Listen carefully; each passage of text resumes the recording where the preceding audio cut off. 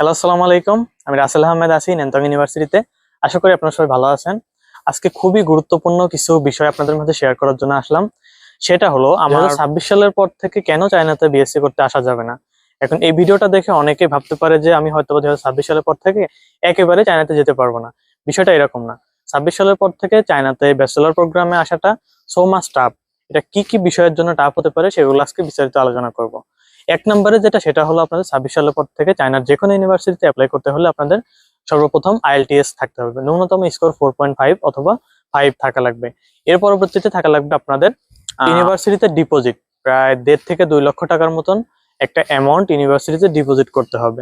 সেটা আপনি আসার আগেই করতে হবে এবং আসার পরে অবশ্য আপনার প্রথম সেমিস্টারের মধ্যে এই টাকাটা আপনাকে ব্যাক দিয়ে দেওয়া হবে। তবে প্রথমে আপনাকে আসতে হলে এই টাকাটা ইউনিভার্সিটির ব্যাংক অ্যাকাউন্টে ডিপোজিট করতে হবে। সিজিপিএটা আপনাদের ফার্স্ট ক্লাস সিজিপিএ লাগবে। যেমন যদি ডিপ্লোমার ক্ষেত্রে হয়ে থাকে তো ডিপ্লোমার ক্ষেত্রে আপনাদের 3.7060 অথবা 80 আপ রেজাল্ট রাখা লাগবে আউট অফ 4 এর মধ্যে। আর যারা এইচএসসি ইন্টারমিডিয়েটের তাদের ক্ষেত্রে আপনার 4.6070 অথবা 80 আপ রাখা লাগবে রেজাল্টটা, মানে ফার্স্ট ক্লাস একটা রেজাল্ট লাগবে। এর 3 থেকে 4টা বিষয় যেটা আপনাদের 2026 সালের পর থেকে অ্যাচিভ করে তারপরে চায়নার ইউনিভার্সিটিগুলোতে অ্যাপ্লাইয়ের জন্য আপনি প্রস্তুত হবেন তখন।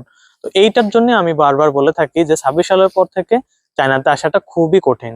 অ্যাজ এ ডিপ্লোমা স্টুডেন্ট হিসেবে, একজন ডিপ্লোমা শেষ করে স্টুডেন্ট, সে যদি আইএলটিএস যদি তার আগে থেকে না থাকে তাহলে সে ডিপ্লোমা শেষ করে সার্টিফিকেট পাওয়ার পরই চায়নাতে অ্যাপ্লাই করতে পারবে না। তার আবার প্রায় 6 মাস 1 বছর আপনার প্রিপারেশন নিয়ে আইএলটিএস দিয়ে তারপরে হলো অ্যাপ্লাই করতে হবে। সো এই জন্য চায়নাতে 2026 সালের পর থেকে ব্যাচেলর প্রোগ্রামে আসাটা সো মাচ টাফ। তো এখন বলতে পারেন যে ভাই আমরা তো এখন ষষ্ঠ সেমিস্টার, সপ্তম সেমিস্টার বা পঞ্চম সেমিস্টারে আছি, তাহলে কি আমরা কি যেতে পারবো না? হ্যাঁ, আপনারা অবশ্যই আসতে পারবেন। তো আপনাদের এই ক্রাইটেরিয়া গুলো পূর্ণ করতে হবে। আপনাদের আইএলটিএস দিতে হবে, আপনাদের ডিপোজিট মানি রাখতে হবে, ব্যাংক স্টেটমেন্ট রাখতে হবে, আপনাদের রেজাল্টটা অনেক ভালো রাখা লাগবে। তারপরে আপনারা চায়নার ইউনিভার্সিটি গুলোতে অ্যাপ্লাইয়ের জন্য এলিজিবল হবেন।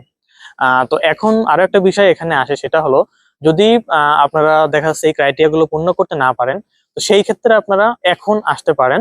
যারা আপনারা ষষ্ঠ বা পঞ্চম বা চতুর্থ সেমিস্টারে আছেন, তারা আপনারা প্রথম, দ্বিতীয়, তৃতীয় সেমিস্টার স্টুডেন্টদের মতো আপনারা চায়নাতে ডিপ্লোমা করার জন্য আসতে পারেন। কারণ চায়নাতে ডিপ্লোমা করতে আসতে আপনার মোটামুটি তেমন কোনো রিকোয়ারমেন্টস এর প্রয়োজন নাই। আপনার জাস্ট এসএসসির মার্কশিট, এসএসসির যে ডকুমেন্টস গুলো আছে, এসএসসির ন্যূনতম 3.50 রেজাল্ট আপ থাকলে আপনি চায়নাতে ডিপ্লোমা প্রোগ্রামে স্কলারশিপ পেয়ে যাবেন।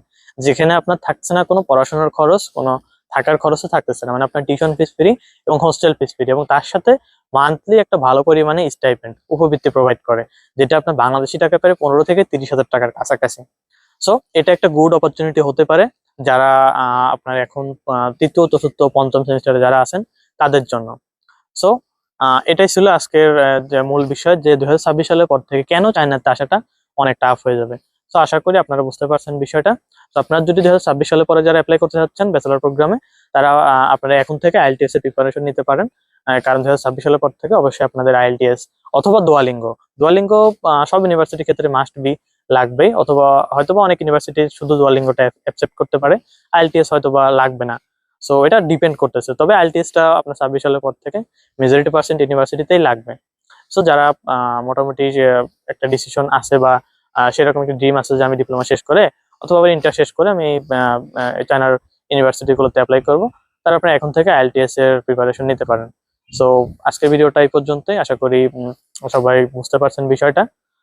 দেখা হচ্ছে নেক্সট কোনো ভিডিওতে। সেই পর্যন্ত ভালো থাকবেন, সুস্থ থাকবেন। আল্লাহ হাফেজ।